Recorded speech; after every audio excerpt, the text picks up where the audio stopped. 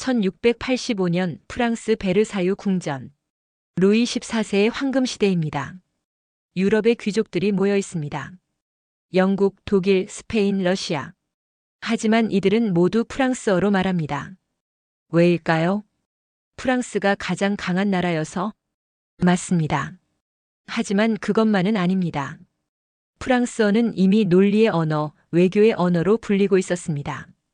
정확하고 명료하고 오해의 여지가 없는 언어. 300년이 지난 지금, 영어가 세계 공용어입니다. 하지만 사람들은 여전히 프랑스어 단어를 씁니다. 즈 느세 꾸와 뭐라 형용할 수 없는 매력. 주와 드 비브르 삶의 기쁨. 세라 비 그것이 인생이다. 영어로 번역할 수 있습니다. 하지만 번역하면 뭔가 사라집니다. 이것은 우연이 아닙니다. 역사는 반복됩니다. 어떤 언어는 특정 영역에서 대체 불가능해집니다. 그 언어 없이는 그 개념을 제대로 표현할 수 없게 됩니다. 오늘 우리는 역사를 통해 배우겠습니다. 언어가 어떻게 세계를 바꾸는지, 그리고 한국어에 무슨 일이 일어나고 있는지, 한류는 왜 끝나지 않는가 에피소드 2. 언어는 어떻게 세계를 바꾸나. 시작합니다. 다시 1685년으로 돌아가 보죠. 루이 14세는 의도적으로 프랑스어를 세련된 언어로 만들려고 했습니다. 1635년 할아버지 때부터 시작된 프로젝트입니다. 아카데미 프랑세즈 프랑스 아카데미 설립. 목적 프랑스어를 순수하게, 명료하게, 우아하게. 프랑스 아카데미는 엄격한 규칙을 만들었습니다. 외래어 금지, 명확한 문법 구조, 논리적 어순, 모호한 표현 제거. 결과는 프랑스어는 유럽에서 가장 정확한 언어가 되었습니다. 1714년 영국과 프랑스가 전쟁을 끝내는 조약을 맺습니다. 유트레이트 조약. 영국이 이긴 전쟁입니다. 그런데 조약문은 프랑스어로 작성됩니다. 왜? 영국 외교관이 이렇게 말합니다. French is the language of precision. English can be ambiguous.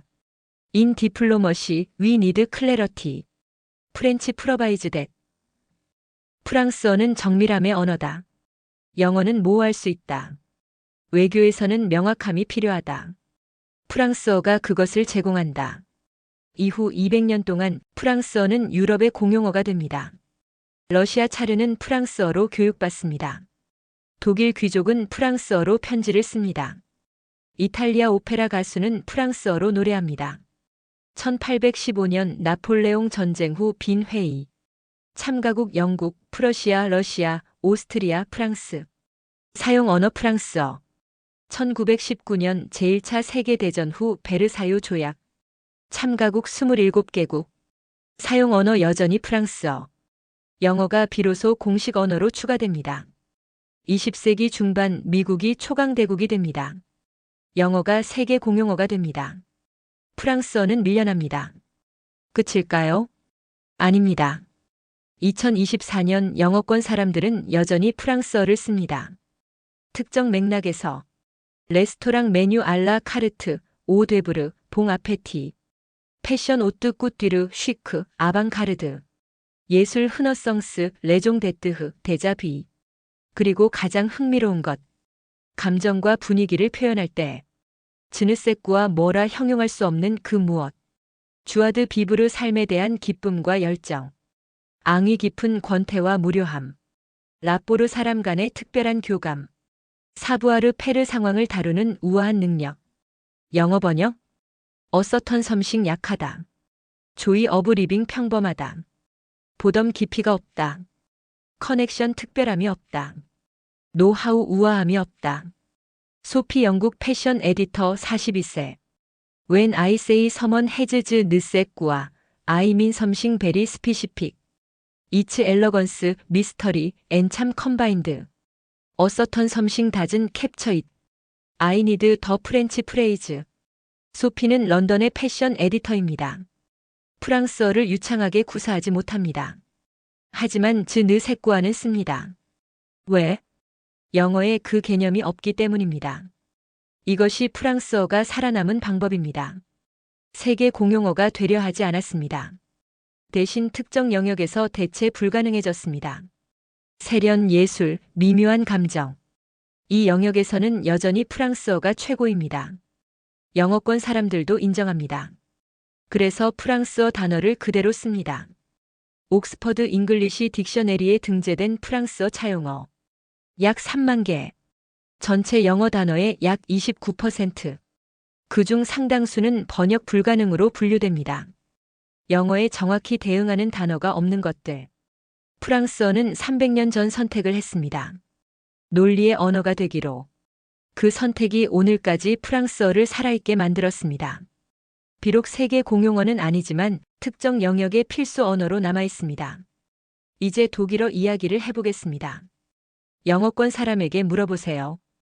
독일어 단어 아는 거 있어요? 10명 중 9명이 이 단어를 댑니다. 샤덴프로이더. 뜻 남의 불행을 보고 느끼는 기쁨.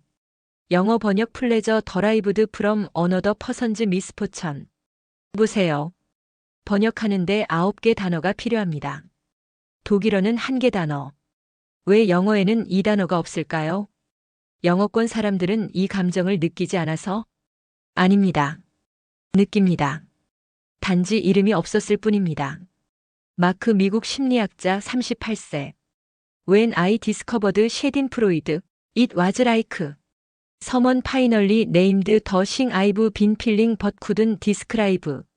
I felt it when my annoying colleague got called out in a meeting. I felt guilty about it, but I couldn't name it. 셰딘프로이드 gave me the word. 독일어는 철학의 언어입니다. 18세기부터 20세기까지 가장 영향력 있는 철학자들은 독일어로 썼습니다. 칸트, 헤겔, 니체, 하이데거, 프로이트. 이들이 만든 개념어들 영어로 번역할 수 없습니다. 벨트안샤웅 세계관 하지만 더 깊음. 차이트가이스트 시대 정신. 게슈탈트 전체성. 앙스트 실존적 불안. 벨트 슈메르츠 세상에 대한 비애. 반덜루스트 방랑에 대한 갈망. 게미틀리히카이트 아늑함과 소속감. 이 단어들 영어 사전에 그대로 들어갔습니다. 번역하지 않았습니다. 번역하면 의미가 사라지니까. 옥스포드 잉글리시 딕셔너리의 독일어 차용어. 약 1300개. 프랑스어보다 적습니다. 하지만 특징이 있습니다. 거의 모두가 추상적 개념어입니다. 철학, 심리학, 정신분석. 독일어는 이 영역에서 대체 불가능합니다. 독일어가 개념어에 강한 이유? 합성어 시스템. 독일어는 여러 단어를 붙여서 새 단어를 만들 수 있습니다. 제한이 거의 없습니다. 예를 들어볼까요? 펀배, 펀 멀리, 배의 아픔, 그리움. 합치면 먼 곳에 대한 그리움. 반덜루스트와 비슷하지만 더 아픈 느낌. 페어슐림 뱃설은 페어슐림 악화시키다. 페어뱃설은 개선하다. 합치면 개선하려다 오히려 악화시키다. 영어로는 to make worse while trying to improve. 7단어. 독일어는 한 단어. 이것이 독일어의 힘입니다. 복잡한 개념을 하나의 단어로 압축. 미묘한 감정과 추상적 아이디어를 명확하게 정의. 그래서 영어권 심리학자, 철학자들은 독일어를 배웁니다. 독일어로 읽어야 진짜 의미를 이해할 수 있으니까. 닥터 리서 첸 미국 철학 교수 45세. I teach 하이데거. I have to use 점원 텀즈 다자인 조르게 게보어 펜하이트. My students learn these words. Not because they are pretentious, but because English simply doesn't have equivalence. These concepts exist in German, not in English. 독일어는 프랑스어와 다른 방식으로 살아남았습니다. 프랑스어 세련과 감각의 언어. 독일어 철학과 개념의 언어. 둘 다 영어로는 대체할 수 없습니다. 그래서 영어 안에 그대로 남아 있습니다. 이제 일본어 이야기입니다. 일본어도 독특한 개념어가 많습니다.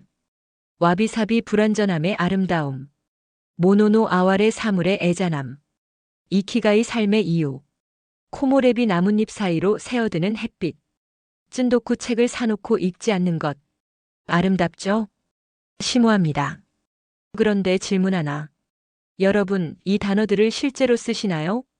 프랑스어 즈 느 색화는 일상에서 씁니다.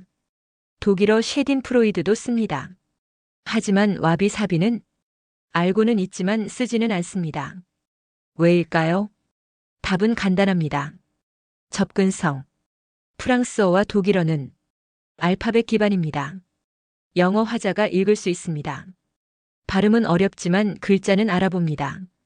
일본어는 세계 문자 체계, 히라가나 46자, 가타카나 46자, 한자 2136자 상용한자, 총 2228자. 영어 화자가 배우기엔 너무 어렵습니다. 듀오링고 2024년 데이터. 일본어 학습자 1200만 명, 한국어 학습자 2400만 명. 일본 대중문화 애니메이션 만화가 한류보다 먼저 세계화되었는데 학습자는 한국어가 입에 많습니다. 왜? 한글 대한자, 한글 24자 자모, 한자 2136자. 외국인이 한글은 하루 만에 배웁니다. 한자는 몇 년 걸립니다. 일본어는 아름답습니다. 깊이가 있습니다. 독특한 미학을 담고 있습니다. 하지만 접근할 수 없으면 확산될 수 없습니다. 사라 미국 일본어 학습 포기자 27세. I tried learning Japanese for 6 months.